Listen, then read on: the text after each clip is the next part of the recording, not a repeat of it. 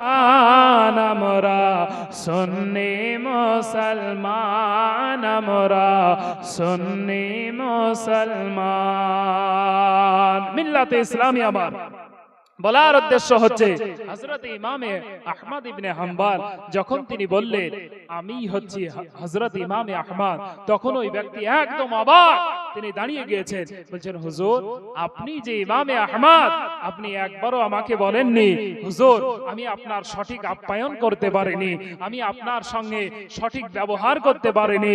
হযরত ইমামে আহমদ ইবনে হাম্বল রাদিয়াল্লাহু তাআলা আনহু তিনি বলেন কেন তুমি তো আমার কোনো আপ্যায়নে কমতি রাখনি।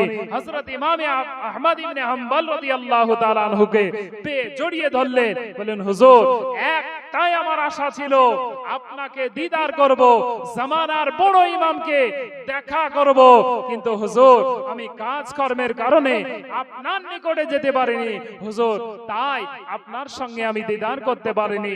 বলে তুমি আমার নিকটে যেতে পারোনি তবে কি আছে, আমার আল্লাহ তাআলা তোমার দোয়া কবুল করেছে, তোমার দরবারে আমি ইমামে আহমদ ইবনে হাম্বলকে পাঠিয়ে দিয়েছে। বলুন সুবহানাল্লাহ।